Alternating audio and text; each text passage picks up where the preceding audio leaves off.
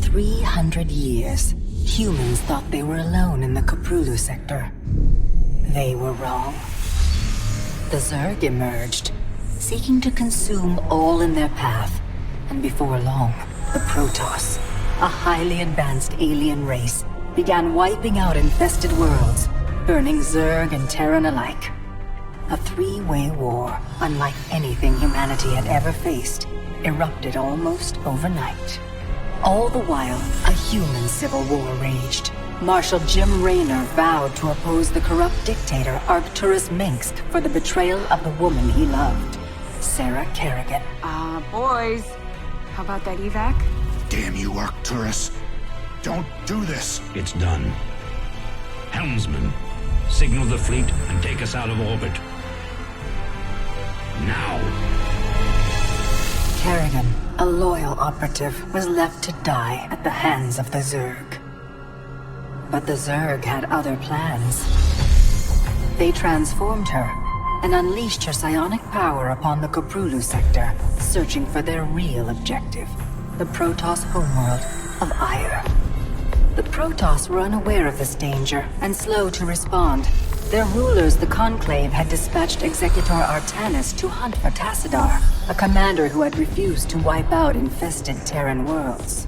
They crossed paths with a Dark Templar mystic whose kind was considered heretics by the Conclave. Through great effort, Zeratul convinced Tassadar and Artanis that he was not their enemy. Together they rallied more Protoss from both factions against the Zerg. Despite the Conclave's fury, they achieved significant victories against the Swarm. But when Zeratul struck down one of the Overmind's Cerebrates, his own mind was left vulnerable. From his thoughts, the Overmind gleaned Ire's true location, and the Swarm descended upon the Protoss homeworld with all their might and fury. It was Tassadar who kept the Templar from extinction that day. Using the power of both the Templar and the Dark Templar, he sacrificed himself to kill the Overmind. Ire was lost, but Artanis led the survivors to the Dark Templar's homeworld of Shakuras. Old prejudices were set aside. The Templar were now in the Dark Templar's debt.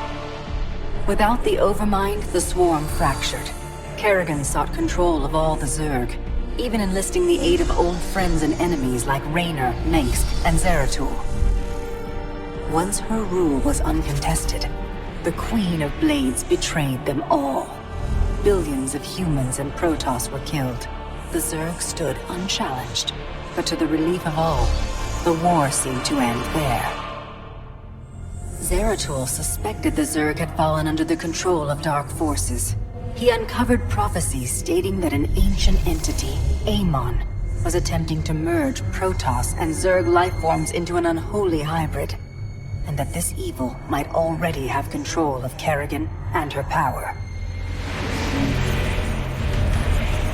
It was during this time that Executor Artanis, hailed as a hero, was made leader of both the Templar and the Dark Templar.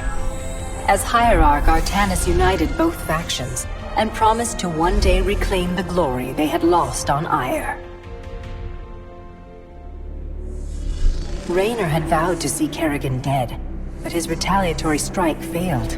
Even his rebellion against Mengsk's tyranny proved ineffective against the Dominion's propaganda machine. But with the arrival of old friends and mysterious new allies, Raynor revived his campaign against the Dominion, scoring major victories on multiple fronts. But Zeratul warned him about the encroaching darkness, and said the key to stopping Amon was the Queen of Blades. She was needed alive.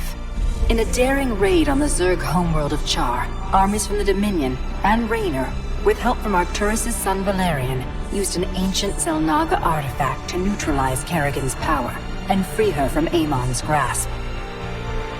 The Queen of Blades was helpless.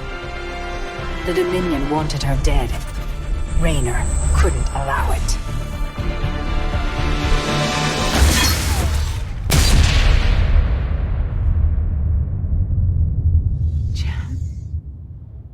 It's okay. I got you. Without a leader, the Swarm fractured. Raynor and Kerrigan found sanctuary with Valerian Mengsk and began planning their next move.